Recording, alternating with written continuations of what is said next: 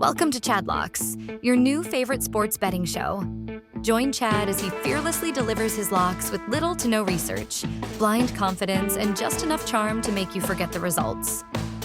It's not as much about winning, but more about the process and blaming the refs and coaches when it all goes sideways.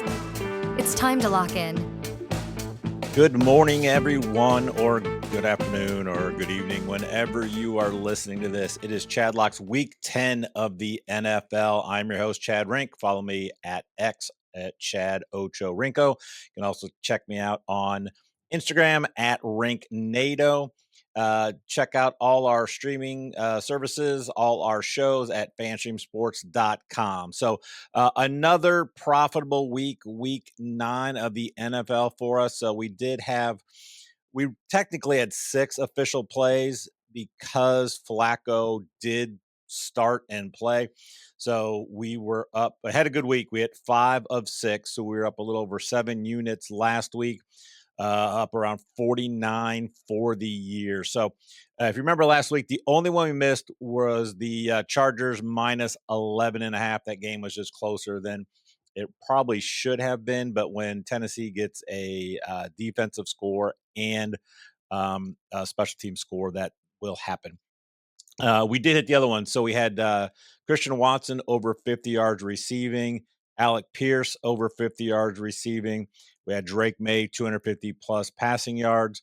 And then we had the Bears at the Bengals over 62.5 that crushed. And I had the little note that said, if Flacco didn't play, I would probably be off this. And then I gave another play, which was Kyle Monangai over 100 rushing yards. I ended up playing them both. So those 5 hit. And again, we did not hit our 5 for 5. I think we may have had one score a touchdown. So still got a few more weeks to go to try to hit one of those. And so let's dive into week 10 slate. It is Thursday early morning that I am recording this. So we will have the Thursday night games tonight. So let's start on those. I actually have 2 Thursday night parlays. One's a 2-leg, one's a 3-leg. So first one, we usually just do the 3-leg parlay. I kind of like some of the plays here, so I just decided to throw 2 of them in there. So the normal 3-leg parlay for tonight, it is the Las Vegas Raiders at Denver. So it should be a decent game. You just never know how Denver's going to look. The Raiders just aren't great. And then they got rid of Jacoby Myers. So I think it's going to be a heavy dose of Brock Bowers. So we'll see how it goes. But the 3-leg parlay that I usually do on here, we're going to go Bo Nix over 21.5 rushing yards. That one, it just depends on how his game goes. If he gets some pressure, hopefully Max Crosby is going to be able to get in, pressure him a little bit. He can get out and do a few scrambles and then not have to then do too much else. But he can hit this on one play. It's just, I don't know how much he's going to run tonight, but I still do like Nix over 21.5 rushing yards. Also going to take Brock Bowers over 64.5 receiving yards and 7+ receptions. So Bowers came back. He had 12 receptions. We saw what he did last week, 12 receptions, over 120 yards, multiple touchdowns. So with Myers out, I think it's going to be a heavy dose of Brock Bowers, like I said. And I just really don't think Denver, I don't think many people have guys that can cover Bowers. So I think the Raiders will be up behind. So I just think they're gonna focus, get into Bowers all the time. So that's the first parlay. I do have Nix over 21.5 rushing yards, Bowers over 64.5 receiving yards, and Bowers 7+ receptions. 1 unit on it, $10, and it would win at 60. So the other one I do like, again, I am playing it. It's in here. It's a 1 unit play again, $10, is Brock Bowers 10+ receptions and Denver over 30.5 points. So kind of correlation there. Denver's going to score a lot. Raiders are going to have to throw. Bowers is their main target. Geno does not. I mean, they don't mind throwing it a ton if they have to. So 2-leg parlay there. Bowers 10+ receptions. Denver over 30.5 team points. $10, 190. So I would 190. So those are the 2 Thursday night plays for tonight. So let's dive into the Chadlocks, the 5 Chadlocks. I have 5, and then I have one to keep an eye on based on injury news and depending where the lines drop. So we'll talk about that here in a minute. So play one is a San Francisco plus 4.5 at home against the Rams at minus 110. If you look at the history of the Rams and the 49ers with McVay and Shanahan coaching, Shanahan seems to have the Rams number every year. There's a guy I used to go to church with. He's a huge Rams fan, and he always will mention stuff about this game prior to it or as the game's going on. When the Rams do something stupid, he will comment on it about how it's just classic Rams against Shanahan. So I'm gonna continue with that narrative and say Niners keep it close, and they're at home. They may win the game too, but I'll take the Niners 4.5 in a divisional rivalry when they're at home at minus 110 in a matchup where Shanahan seems to always play the Rams well. Next one is going to be Justin Jefferson, 7+ receptions at plus 115. Again, they are at home against Baltimore. Baltimore secondary is not elite. I think they will have to pass the ball in this game. McCarthy's back. McCarthy looked good last week. He did target Jefferson quite a bit. So give me plus money with Jefferson to get 7 receptions for 115. Next game, you've got Cleveland at the Jets. So I figure it's one of those games. I hated betting it, but I decided to bet it because a game like that, if you don't have any action on it, there's no way you are even interested in that game. Hopefully, you do not have any fantasy assets in that game outside of like Judkins or Hall. But I'm going to go under 38 at minus 110. Both teams are bad. The Jets just cannot score. The Browns have trouble scoring. I know the Jets gave up some huge pieces on their defense.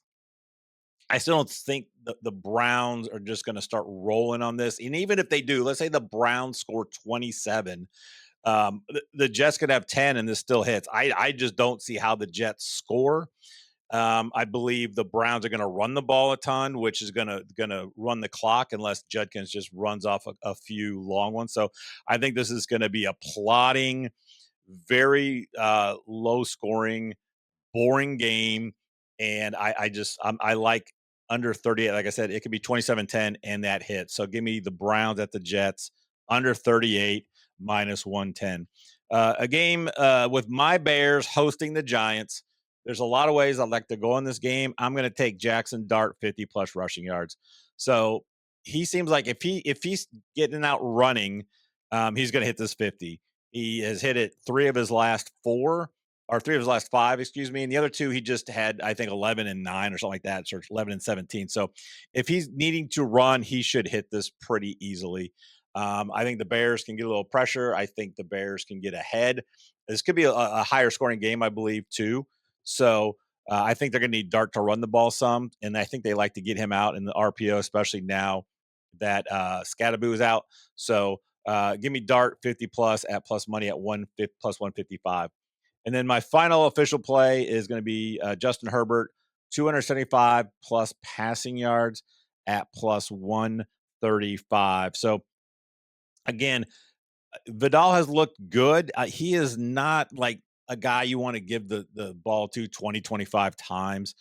So I think this game is on Sunday night. They're at home. They're playing Pittsburgh, who has shown that they can give up a ton of points and a ton in the passing game. So I just think this Chargers team is one where they are now more a pass first team. And then if they get ahead, obviously they will run. But I know Herbert has only hit this once in his last 5 games, and that was when he had 420.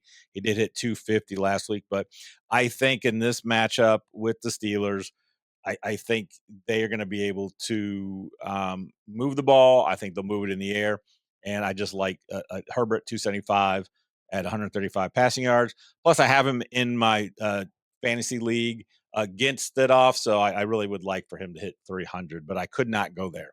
Okay, so those are my official five. San Francisco plus 4.5 at minus 110. Justin Jefferson, 7 plus receptions at plus 115. Browns at the Jets under 38.5 minus 110. Jackson Dart 50 plus rushing yards at plus 155. And Justin Herbert 275 passing yards at plus 135. The one you want to keep an eye on is you want to keep an eye on the James Cook injury news. It sounds like he has like a foot and a shoulder. All right, he's got a couple injuries. He did not practice yesterday, so if he's not practicing today and tomorrow, it's going to be Ray Davis. So they don't have any of the Ray Davis props up except his touchdown prop, which is at plus money. I would look at rushing, receiving yards, rushing yards as well. If Cook is out, it's going to be Ray Davis. Ray Davis is a quality RB2. And there are probably some teams that he could start for in this league. So I do like some Ray Davis rushing, receiving props or rushing props once they drop if James Cook is out as well. So I don't mind him as a touchdown play either, especially if Cook is injured. Davis, they may go to him at the goal line. So that's a nice segue into my 5 for 5 anytime touchdown. So we have gone 9 weeks. We have not hit the closest we did. We had 4 one week, and early on we hit 3 a lot. We have not been great lately. So let's try to get off that the schneid and let's get one. Because again, if we hit one of these this year, we will profit in that market for the entire season. So again, $5, 5 players to score a touchdown.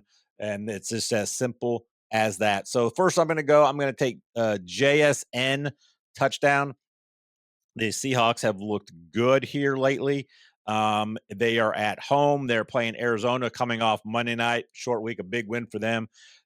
He did not score last week, even though Darnold did throw 4 touchdowns. So I think he did get targeted. So he did have a good game. He just did not find the end zone. I believe they'll find him in the end zone this week. So give me JSN to score a touchdown.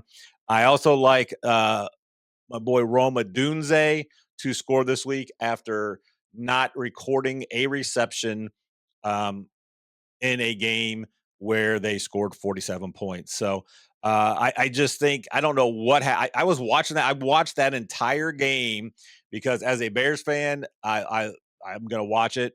And then my oldest son was over, who's a Bengals fan. My one other son, Noah, who's a Bears fan, had his buddy Luke over, who's a Bengals fan. So we just locked in on that game, and it just was weird. It's like, how are we not throwing him the ball? So I think it was just a weird thing that happened that game. So I do like a Dunze. He's usually a big part of this offense.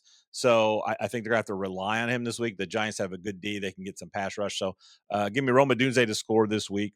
Like I mentioned earlier, Ray Davis, I do like a Ray Davis touchdown this week for the Bills.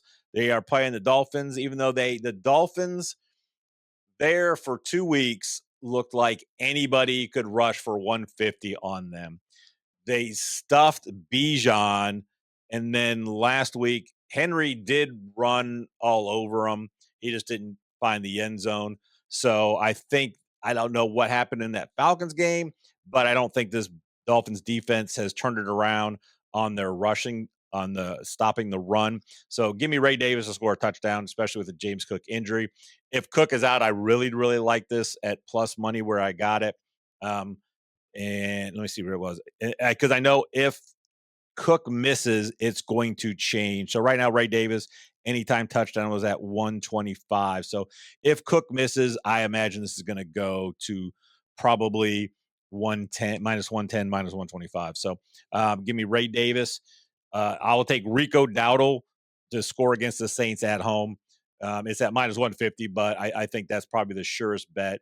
He has just looked unbelievable.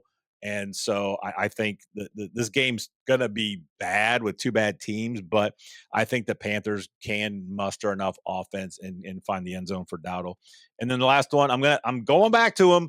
I've been off him for a couple weeks because he has burned us a few times. He was the one leg that did not hit when we did hit 4 on the 5 for 5.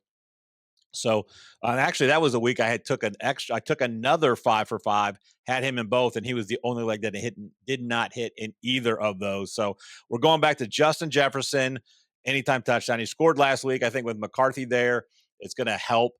They are playing the Ravens.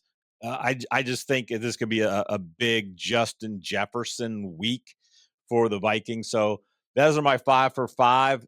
JSN, Roma Dunze, Ray Davis, Rico Dowell, and Justin Jefferson. $5 to win $210. So thanks for listening. I should have a slating rink coming out either later today or tomorrow. And then we may have a Fantasy Football Island coming out here today as well. So again, thanks for watching. Thanks for listening. Hey, just a quick plug. Anybody that likes college basketball, I will be having probably next week recording the very first March Chadness episode. So if you like college basketball, we will talk college basketball. However, with March Chadness, I want it to be an annual thing. So what we are going to do on March Chadness, we will discuss college basketball leading up to the tournament, but we will also have every week, we will do our own bracket of just some random topics. So if you like brackets and you like discussing what's the best cereal, who's the best quarterback, those types of things, this is the show for you. We will talk a little college hoops, and then we will dive into the bracket. So I don't want to spoil what that is, but that should be coming out here on fanstreamsports.com in the next week or two. So again, have a great Thursday, and let's hit these bets.